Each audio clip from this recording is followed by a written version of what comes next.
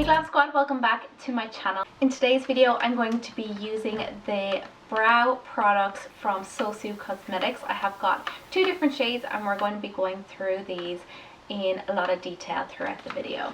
If you missed my last video, I have shaved off my eyebrows to raise money for Look Good Feel Better for Breast Cancer Awareness Month, and also to teach women who are suffering hair loss, not so much just women who are going through chemo and cancer treatment, but also women that have suffered hair loss due to different illnesses. These videos are for you guys. I really hope you enjoy it. If you want to donate to this amazing cause, the link is in the description box. So if you want to learn how to create eyebrows from absolute scratch, then just keep watching. So for this tutorial I wanted to create a softer, more natural brow, but also a little bit more of a arch than the last brow tutorial that I did. I will leave that linked up on top. To achieve a more natural brow, I'm best off going for the lightest shade possible, which is this one, but also making sure it's not too orange or too ashy. The shade is actually really nice, really great for if you're fair or if you're blonde as well. This is a really good shade.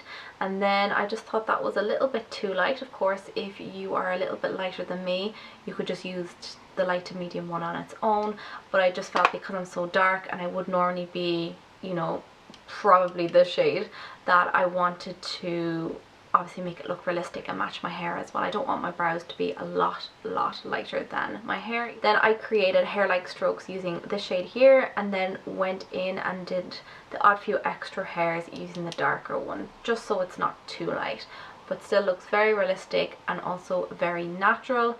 I use the same brow mapping technique that I used in my last video. If you missed that, I'll just go through it briefly. You want to take a business card or something straight and flat, even a ruler would work really well, and you want to start from the dimple of your nose and straight up, and you just want to mark that off so you have an idea where your brow should start for your face shape, and obviously that's going to help slim your nose as well. And you also want to make sure you don't want to go too close because that will make you look really angry, so that will just give you a guide as to where to start. And then corner of the nose to corner of the eye is where your brow should end, and you just want to mark that off. Again, some people like a shorter brow, or you know, might want a little bit more kind of a tapered finish. It's totally personal, but this will just help. It will just give you a bit of guidance as to where your brow should be, basically.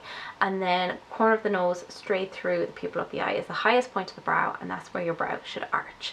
Then I just like to use the business card to show me where the top of my brow kind of finish, so they're even, and then also where to start underneath. It just helps me achieve a more balanced eyebrow, more even brow, even though they're sisters and not twins. And I'm going to start underneath and just create that line underneath.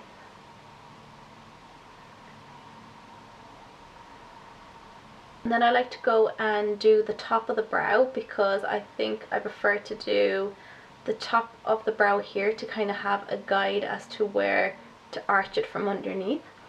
So again, I'm just going to follow this line. I'm not going to go, see the marking here, this is where your brow should begin. I'm not going to go right in to where that mark is, because I want it to be nice and feathery at the front like this brow. So I like to just start from here and just again follow that straight line to the arch. It's literally a straight line to the arch. So this is where you want your brow to start coming back down, and that will give you the arch. And then from underneath, make sure I'm in focus, then from underneath, I want the end to be quite full. You can see this brow is quite full, so I want to achieve the same. So it's kind of like keeping that fullness and then just tapering it in like this. Just going to go underneath, and I'm going to just start flicking it upwards.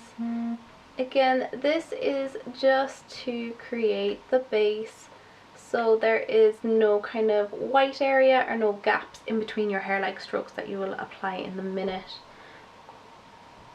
This is just the best way I've found to do it, and the shape is there for you, so it's less pressure as well. Now that my brows are as even as possible, I'm going to go ahead and create my hair-like strokes. So I'm going to go in, like I said, with the darker shade here, and it's not as straightforward as that. So I want to kind of wet the powder a little bit, because powder is great because it's softer, it's more natural, but when you're creating hair-like strokes, you need it to be a little bit deeper and also not as powdery, not as fluffy. It needs to be more like a cream or a pencil.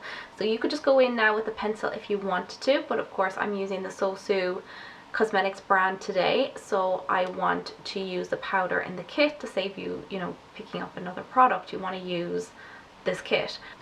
The trick is to take a little bit of this product right here. This is called Duraline from Inglot. It's literally just like a little dropper, and it just kind of wets the powder a little bit. If you don't have this, you could just use a little bit of maybe a setting spray or something.